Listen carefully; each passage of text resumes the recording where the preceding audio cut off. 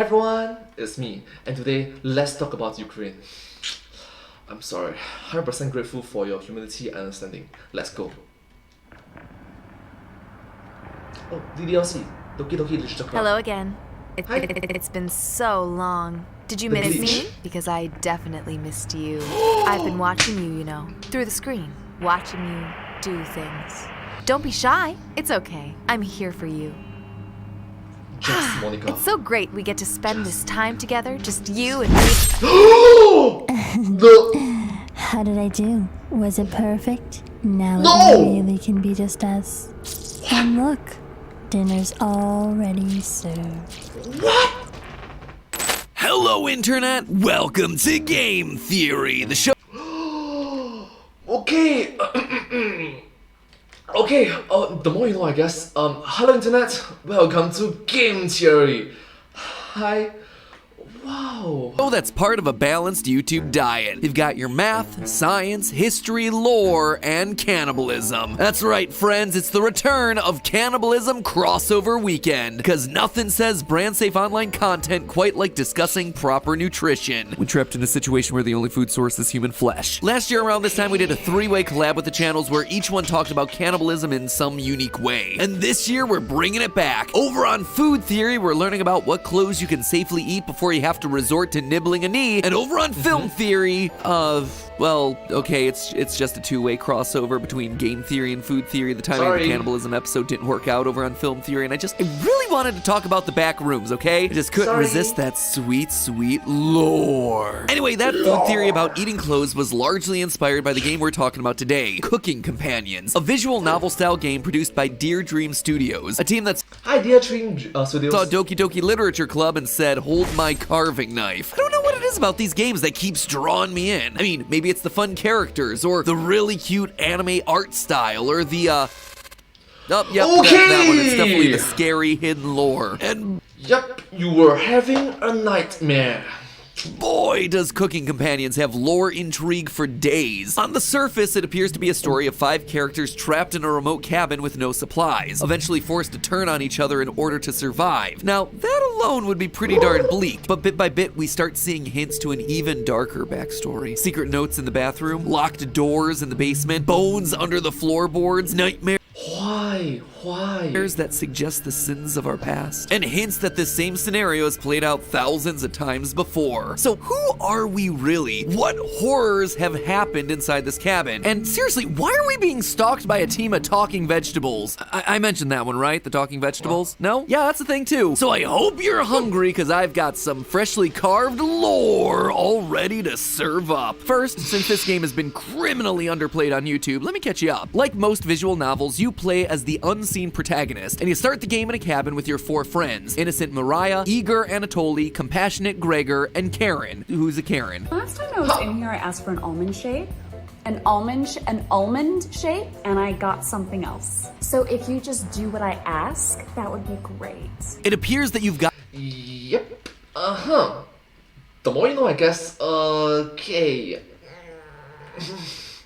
gotten lost, and you found this cabin to stay in for a few nights as you regroup. And we are named chef of the group. In true dating sim form, you spend your first few days exploring the cabin and interacting with the characters to build relationships, learning more about their unique backstories as you go. By choosing to visit the right rooms at the right times, you also find hidden notes in the bathroom or under floorboards. But 2 days in, things start to take a turn. Your rations run out and a storm rolls in that prevents you from leaving the cabin. With starvation very quickly setting in, we begin to have nightmares describing horrifying scenes, drowning, being cooked alive, hot pokers in the eye. With seemingly no hope of survival, Mariah offers to swim through the floodwaters in an effort to find help or food. But we all know the truth. You have a tearful goodbye with her as she leaves the cabin, never to be seen again. Sayonara. Oh gosh, it's just sad. It's not, matane, it's more towards sayonara. Completely unrelated news, we managed to find ourselves a new source of mystery meat. Huh, how lucky. Guess we're gonna be eating good tonight, but that Lucky, yep. mystery meat can only last for so long. One by one, we lose people from the cabin. First Anatoly, and then Gregor, leaving us alone with just Karen. Just Karen. Who really takes a liking to the whole eating human flesh thing. Fun fact. Alright. Alright, the more you know, I guess. Just Monica, just Karen. This is actually something that real-world scientists have observed in cannibals. It's not Fun something fact. chemically in the meat, but it's a high. The euphoria that they get from doing something that they know is wrong on a deeply human level that becomes addictive. Kind of like Pringles. Once you pop, the cannibalism don't stop. As the days drag on, the cabin becomes haunted by the meals of our past. All the while, Karen starts looking a bit too eager and a bit too hungry. So we end up locking her in the basement. Eventually, we're like, she's gotta be dead, right? And we go down into the basement, but obviously she's not. Classic girl tries to kill boy, boy pulls an Uno reverse card, steals Uno reverse card! girl's knife and plunges it into her chest. The end. Or so I thought. I actually finished my playthrough on GT Live before getting to the final twist because I am a big brain gamer. All right, friends. That's not the end of the game. Well, there you have it. I've been watching Marvel movies for years. There's always a post-credit scene. What was I thinking? Anyway, fortunately, I did go back and clean up some of the endings, and it's at this point that we find out how our characters actually wound up in the cabin. See, it turns out that you were never part of the group. This is your cabin. All the others just stumbled across you when they got lost. The group explains their situation, but then you, quote, ask the questions you've asked thousands of times. Did you come on your own free will, or were you sent? When they say that they come on their own free will, but were also technically sent, we see that they, quote, answered incorrectly. Wait, sorry, what? We've asked this question before? Is this some sort of a time loop? Are we all in purgatory and keep having to relive this situation in order to, you know, find a solution where we don't end up eating our friends? What is going on here? Oh, and again, there are vegetables called the chompettes that talk to you when no one else is around. Probably Alright, why did MacPat mention this again and again and again? Murderer, you smell, don't eat me, like the baka. shouldn't overlook that little detail. There's also a nightmare mode and a new game plus, and a mode that drops you straight into Cuphead. I'm sorry. I'm sorry. What? What? What world are we living in here? Okay, there's clearly a lot to unpack inside of this thing, but it really Wow, there's the isekai in another isekai. Wow. really boils down to two main mysteries. The first is what's actually going on inside the cabin. What's up with the mysterious notes, the nightmares, who are we, and what does the whole ending sequence about being sent versus free will mean? The second main mystery has to do with the chompettes, those little anthropomorphized food friends that I keep bringing up but also avoiding because, again, there's a lot there to discuss. You'd think that they're just figments of your cannibalism-addled imagination, but they are so much more. So let's start with the basics, shall we? Who these people are and what they're doing here. When the food starts to run out, Mariah says this, quote, Bread and jam isn't much of a meal, but it's more than we had when we left Ukraine. no, Ukraine. Yes, Ukraine. That's... yeah. You get on my... obviously that's just a one-off comment, but if you max out your relationship with Mariah, she confesses that the situation in the cabin isn't nearly as bad as what they left in the Ukraine. Given at this point you've basically run out of food with no chance of finding more, that is quite the statement. She continues, quote, Our village went mad from starvation after the rationing got extreme. Parents sending their children to orphanages instead of letting them starve at home. It was terrible. Absolutely terrible. Eventually, we decided we needed to escape, so we stole supplies until we had enough for the journey. To keep our spirits up, Gregor described it as a vacation. You don't usually face death during a vacation, though. It also gets brought up by Karen again in the final battle, saying repeatedly that she should have never left Ukraine. And it's at this point that I'd like to mention the giant elephant in the room. While Yes, the current Russian-Ukraine conflict. Gosh. yes, I'm making jokes about cannibalism in this game, none of it is to make light of the situation that's currently happening over in the Ukraine right now, or Right now, in the year 2022. honestly, Ukraine in the past. Sadly, this is a part of the world that's had to deal with a lot of horrific and tragic events, some of which we're actually about to discuss as part of the context for this game. It is pure coincidence that Cooking Companions came out, and only months later, the country is now suddenly embroiled in war. This is Yes, and let's be honest, it's an unfortunate coincidence. I'm sorry. not meant to make light of anything happening there. I'm making this video to talk about a cool new game with very interesting lore made by a team of passionate creators who made something that I just want more people to know about. And thanks to their game, I became more aware of the folklore and history coming from that part of the world. And as a result, I've grown a greater sense of appreciation for the people that are currently being affected by the terrible violent actions that are happening. In making this video and sharing it with you, I'm hopeful that you're able to take away some of that too. The violent actions of the military, of the Russian military invading Ukraine. Hearts are with everyone who's been affected, all the families that have been displaced or torn apart. So if anything in this video inspires you to help the people in that region of the world, we're linking to relevant charities down in the description that are helping the refugees right now. Back to the game though, it's also worth... Yes, thank you so much. Thank you so much, MadPat, for focusing on the humanitarian side, the side in which mentioned that you are humans, I am humans, everyone's a human.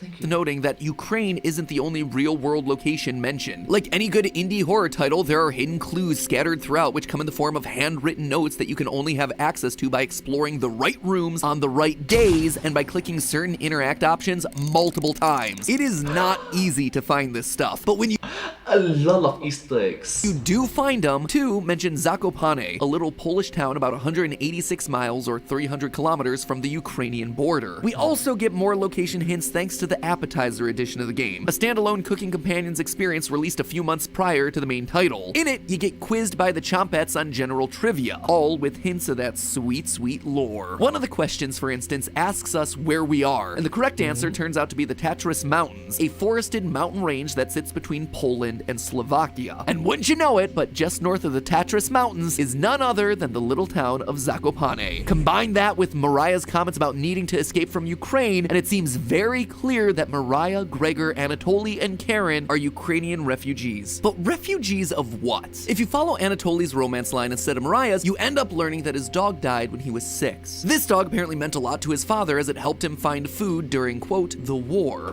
During the war. It can't be during this war, right? Obviously, there are a lot of wars, so which one could he possibly be talking about? Well, So from what I know, it's World War I, World War II, Cold War, the current war. appears to be World War I. You see, we're told in the extras menu that Anatoly is 25. With World War I being between 1914 and 1918, that would mean the game likely takes place between 1933 and 1937. And all of this lines up with the very real, very tragic event in the history of Ukraine known as Holodomor. Holodomor is a famine that took place in Soviet Ukraine between 1932 and 1933. Its name is a term derived from the Ukrainian words for hunger, holod, and extermination, more. And it was just as brutal as Mariah describes. To grossly oversimplify the events here, dictator Joseph Stalin aggressively seized control of the farmland and personal property of peasants in order for it to be controlled by the communist Soviet government. This And case in point, if you really do your homework, it is aggressively collectivization movement failed due to government disorganization, which destroyed rural economies and led to massive food shortages across the country. When peasants started to rebel against these policies in Ukraine, especially in provinces that had previously fought against the Red Army during the Russian Civil War, Stalin decided it was time to crack down and assert control by creating blacklists of towns that wouldn't receive the government-controlled food. Police were also sent to ransack homes and take anything that was edible: crops, personal food supplies, pets. In the end, at least 5 million people died of hunger resulting from the Great Famine. No. More than 5 million. More than 5 million people starved. Starved to death.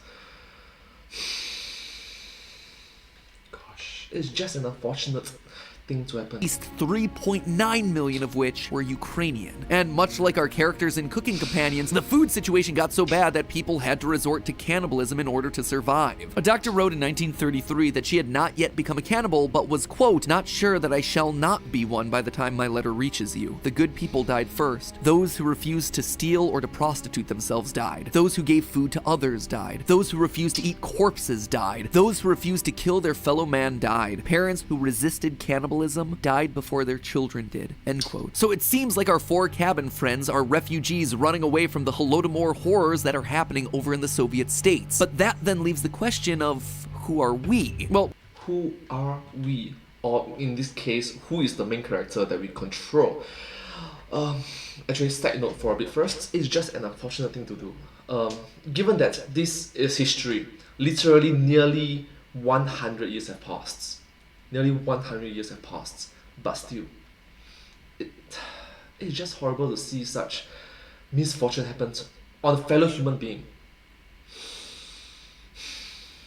Understandably, that gosh.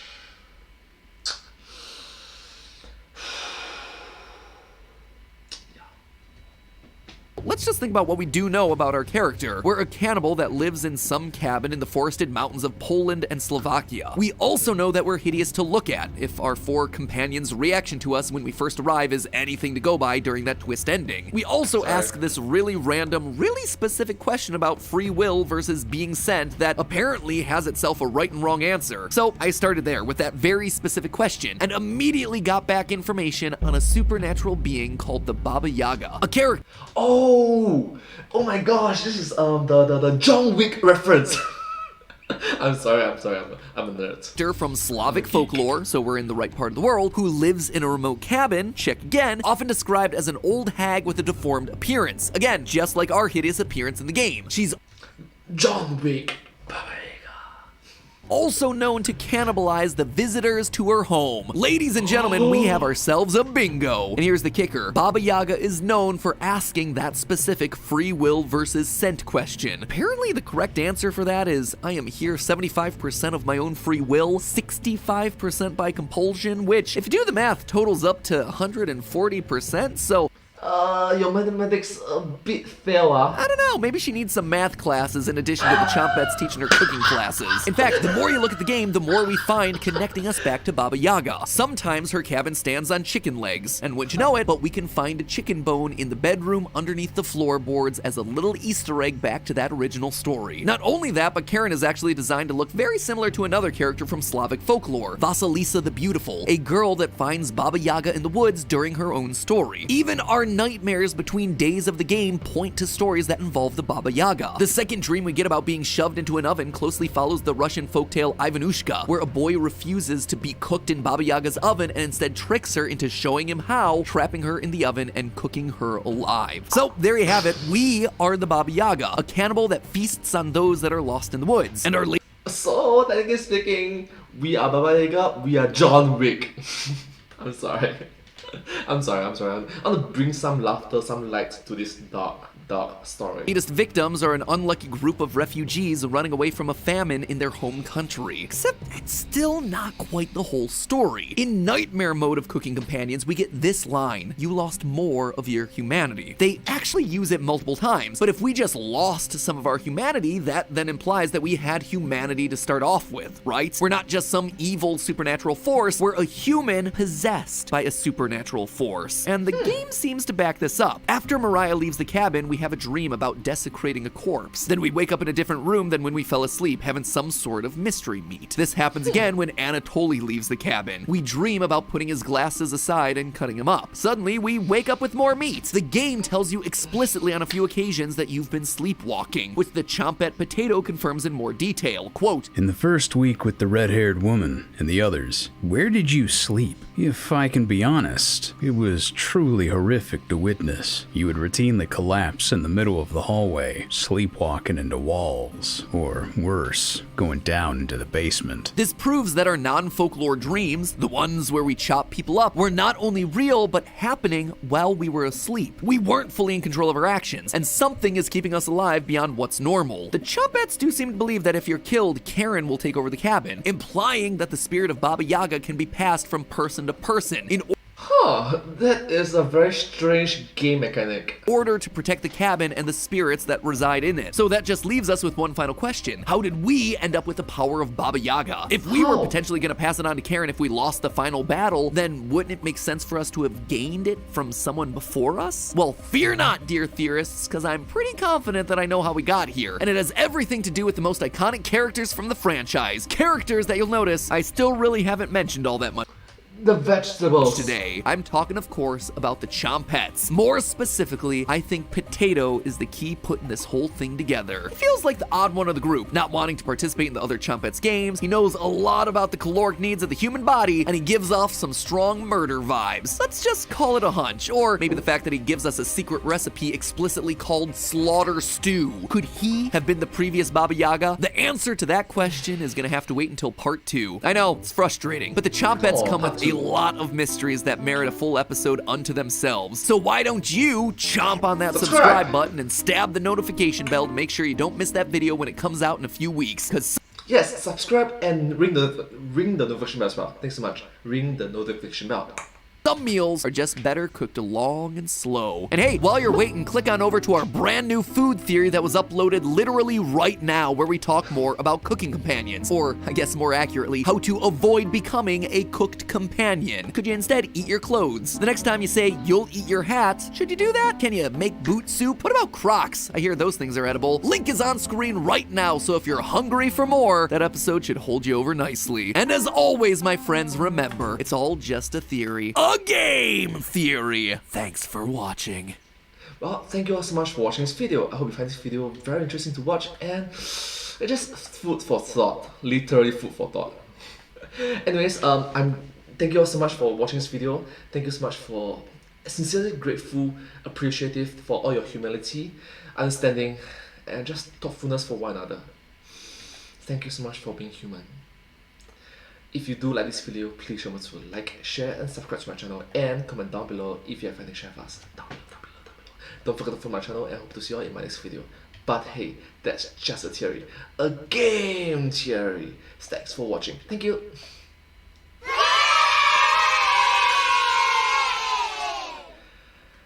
And I hope to see you all in my next video. Bye bye. Subscribe.